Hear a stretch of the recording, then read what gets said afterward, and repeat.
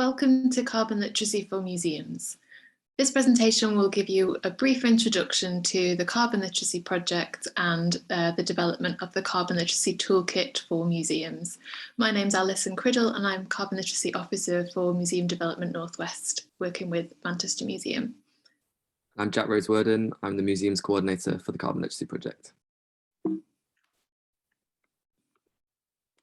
So what is carbon literacy? Carbon literacy is an awareness of the carbon costs and impacts of everyday activities and the abilities to reduce emissions on an individual, community and organisational basis.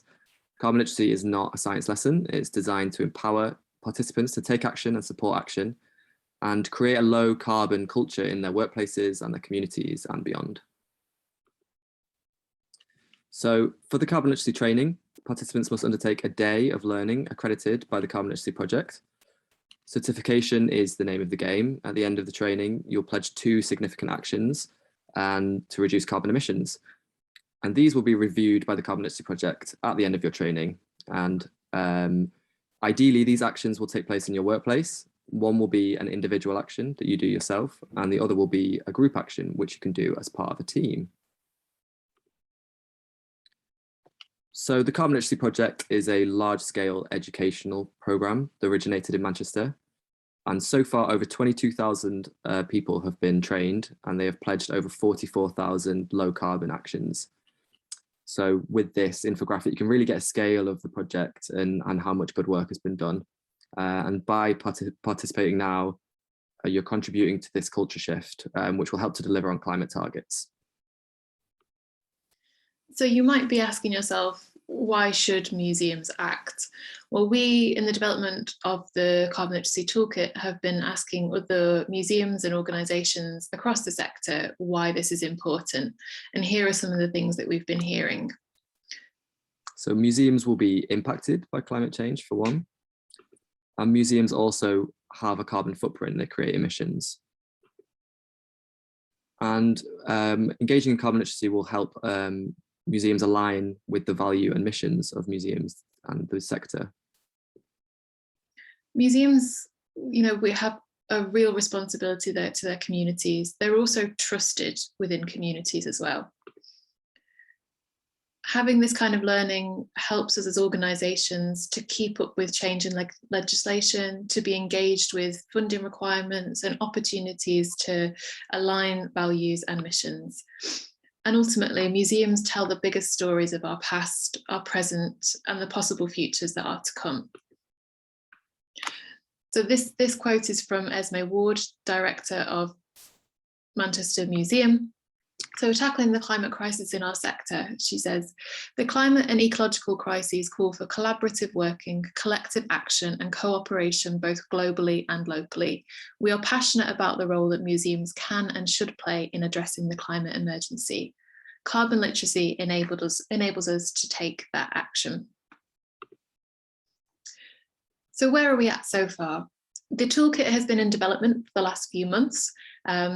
Between September and December, from autumn into winter, we are continuing to develop the toolkit and gaining insight from across the sector. We're also in the process of delivering pilot courses, testing out the materials and the activities, creating a trainer toolkit, and building the resources and refining it as we go, all with the aim of launching and rolling out the toolkit for the sector at the start of the new year. These next few slides will explain a little bit about Roots and Branches, the project that has enabled carbon literacy for museums. Carbon Literacy and Museum Development Northwest go back quite a few years now. Back in 2010 to 15, the sustainability journey really began for MDNW with their Green Museums programme. Developed over 3 different courses, it really began to embed sustainability, mindsets, activities and opportunities within the training programme. In 2016, the first carbon literacy training was delivered by NDMW to staff from Manchester Museum. And over the next few years, between 2017 to 2020, carbon literacy became fully embedded within the MDNW Open Training Programme, enabling more people to become trained and to take carbon action. In 2021, Roots and Branches launched, with the first training session taking place on the first day of COP26, the 1st of November 2021. Over the next few years, we'll see Roots and Branches enabling museums to become carbon literate and taking climate action, rolling out training and scaling up the commitments that we can make. So Roots and Branches is kindly supported using public funding by Arts Council England and lottery funding. It's a collaboration between the Carbon Literacy Project, Museum Development England and Manchester Museum. It has really ambitious aims to train 1,500 people becoming carbon literate over the next 2 years. It's also a really great opportunity for museums to test new ideas for a more sustainable future. So the Roots lie in Manchester Museum, hosting a cultural environment action co-working hub, having the role to support carbon literacy rollouts across the network. And the branches are you. So let's see how far we can grow. You might have seen a campaign on social media, Museum Carbon Stories. You might also have participated in it. This enables us to tell stories through thematic activities each week, to join in the conversation, to share stories from your museums or organisations, to join the conversation and to inspire learning, awareness and engagement with what's going on either in your museums or your collections if you have them, and to engage one another and the sector and beyond on the road towards COP26 and beyond. These slides will give you a little taste of the Carbon Literacy for Museums toolkit, the modules, the learning, and some of the activities that take place. The Museums toolkit is 1 day's worth of learning, but you can create a delivery schedule that suits your museum. This could mean delivering in a single day, or it could mean delivering over a number of days. There are 4 modules in total. In module 1, you'll have an introduction to climate change science and the impacts of climate change. In module 2, we'll have a think about equity and vulnerability and the role of museums in taking climate action. And we'll also think about the co-benefits of taking climate action. So how will taking climate action positively impact your museum in other ways? For module 3, we'll think about the policy position, both nationally and internationally, and we'll look at carbon footprints. And finally, in module 4, we'll have a bit of practice having climate conversations, and we'll start to think about your actions. So everything that you will learn during your training is guiding you towards taking action. So by the end of your training, you will have learned. You'll have gained an understanding of the basic science of climate change and the international context of climate policy. You'll have gained an understanding of how climate change will affect museums. You'll have explored the impact that museums can have on tackling climate change. You'll have created an action plan to help reduce the carbon footprint of your museum. And finally, you'll have explored strategies for influencing others to take action on climate change.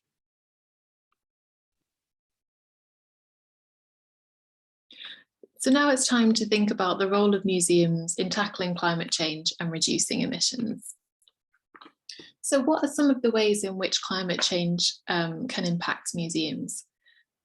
There are things like temperature and humidity issues for collections care, but also the well-being of staff and visitors. There's the insurance and extra costs of wanting to future-proof and protect buildings and collections. That can be fed in from extreme weather events such as flooding and the impact that can have on infrastructure and leaky roofs that cost more money. There's also things like tourism and footfall. Who are we getting through our doors, or how are people experiencing the collections that we have? Issues like pests and the impact that they can have on collections and care and protecting them for the future. And how climate change ultimately impacts on all of us as citizens and members of our communities. So it's really important that we begin with some understanding of the cultural carbon footprint. So the carbon footprint of our own sector. This screenshot that you're seeing is lifted from the Arts Council England 2019 to 20 environmental report and gives you a snapshot or a bird's eye view of the impacts of emissions and environmental impacts of the sector. So you can see in the top right-hand corner that during the year, 76,049 tonnes of carbon dioxide were emitted by organisations within the sector, so 636 different reporting national portfolio organisations. Museums, you can see on the bottom pie chart, make up 24% of those carbon footprint emissions. So around a quarter of the sector's emissions are coming from museums. So that might be reported through touring, exhibitions, from business travel, from water consumption and usage, from waste, and from energy as well. So having this snapshot begins to help us to unpick where our impacts for our emissions lie and what actions we might be wanting to take, both as individual organisations and as a wider sector. So what role could museums have? Some possibilities include museums acting as role models in our society, displaying the best practice on climate action. It could include museums empowering communities and staff by delivering education on climate change and offering space to climate change related activities. And it could mean incorporating environmental responsibility across their whole structure, developing action plans and helping to reduce their own emissions. So museums can have a role as influencers and as advocates for the change that we want to see. We can tell stories, as we've seen from the Museum Carbon Stories campaign, but also through our collections, through our teams, through our staff, through the work that we do. And we can reimagine what our institutions might be, the responsibilities that we have, and the changes that we want to see.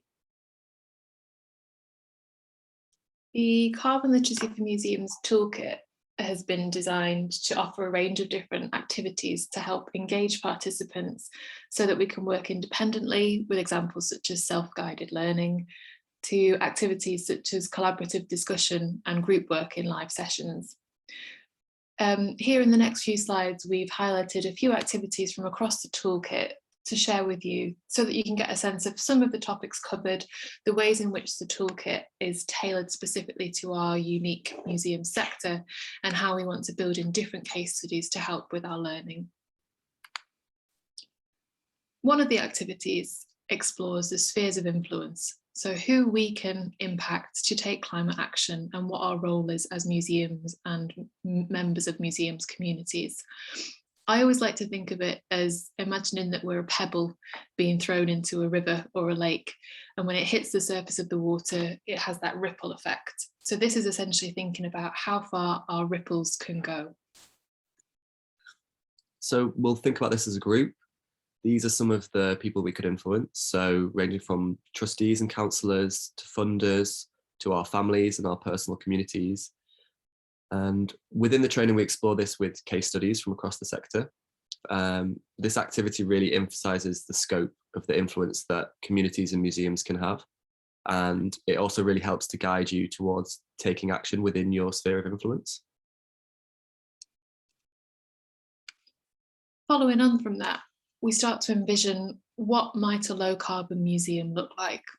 So this activity is usually done as groups in breakout rooms we've shared online, or in a workshop format we'd be working together in a space. It's all about sharing ideas, thinking about how can we reduce the emissions caused by the operations and activities of our museums. So everything from what it takes to switch the lights on, through to caring for our collections, through to amazing programming for our audiences and visitors. So working together, we think about collaborative ideas sharing. What key actions could we take? What are the shared issues that we have and what's unique for our specific institution? What might the barriers be? How do we identify them and think about how might they be overcome or addressed or engaged with? And who would need to support us to do this and how? So again, it might be thinking about those spheres of influences that we have involved.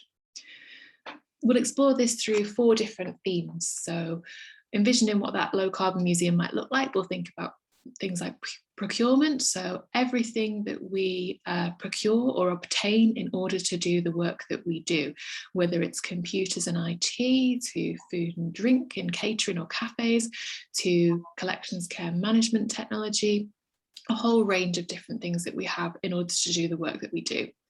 We'll explore waste. So what we create, what we do with it, where it goes afterwards, how we reduce it, the emissions that are caused by it, and how we engage others to reduce that impact as well.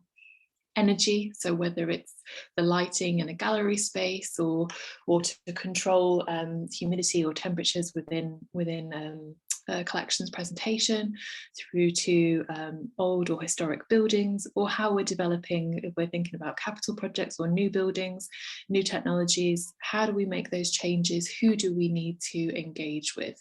What barriers are we currently facing? And then we'll explore transport. So how do we get to and from work? How do we enable others to access our spaces and engage with it? And how do we make those reductions whilst also continuing to produce amazing work that's unique to our own institutions? Throughout the training, we're building our learning continuously and understanding the scale of impact that we can have as museums and individuals working together. Our responsibility is to take climate action, and the training also helps to shine a light on the wider implications of the action that we're taking and how it can align with different issues at play within our sector. So we know that taking climate action as a museum doesn't just have to be seen as a challenge, it's also an opportunity. There are a lot of co-benefits to taking climate action as a museum. We use the co-benefits of climate action activity to discuss this as a group, think about real life case studies from museums, and think about the different co-benefits that taking climate action can and will have. So some of the co-benefits include future-proofing, so that is an action that not only reduces carbon emissions, but also prepares your museum for future impacts of climate change, and also puts your museum on the right path for funding requirements. A lot of funding bodies now require environmental responsibility to receive that funding. Another co-benefit is partnerships and collaboration. So how do climate actions enable your museum to make partnerships with different suppliers, different artists, different groups in the community? And so we explore this using these real life case studies. So for example, we have one here from Brunel Museum. So one example that Brunel has undertaken is to develop a plan and building it into all areas of their organisation. So this sustainability plan can be a really great first step in a museum or gallery's climate action journey, or it can be a continuous work in progress to report to and align with. So Brunel announced in August 2021 how they will decarbonise the museum, how they will continue to sustainably develop the sites and use their platform, their presence, to increase awareness in climate action and create partnerships. So thinking again about those spheres of influence as well. So some of the co-benefits that as a group we might uncover include financial sustainability. So developing a plan and embedding it across the whole work stream of the museum can lead to reduced costs, whether that's right now or in the future due to sort of investments in green technology. It also has really great co-benefits for the museum's reputation. It puts the museum at the forefront of climate action within the sector. And it also has the opportunity to lead to audience development. For example, Brunel Museum might be engaging in exhibitions that think about climate change and the impacts that might be had on the community. And this could lead to, enhanced audience interest. So basically the idea of the activity is to really enable us to think about the multitude of different benefits that taking climate action will have, not just reducing emissions. It really has just loads of different benefits for your museum. And the co-benefits really help us to identify the collaborative impact of working together as a group and taking responsibility within that group to act. So the training across all of the modules is guided towards creating your own action plan. So at the end of the day's worth of training, we will create our own action plans. Within that, there is a requirement to create one action that you can implement on your own, and to create one action that you can implement together with your colleagues or your collaborators. And these are all built into the Carbon Literacy action plan template that we provide to you. So we're thinking about how we get our society towards carbon neutral. How do we achieve these targets? What are our commitments? What are our actions going to be? We consider the impact that we can have, the carbon reductions potential that we can take, and how we can work together to embed those actions to take meaningful action. So at the end of all of this, it's submitted to the Carbon Literacy Project for certification to enable you as a learner to become carbon literate and to encourage you to take your actions forward into your organisation.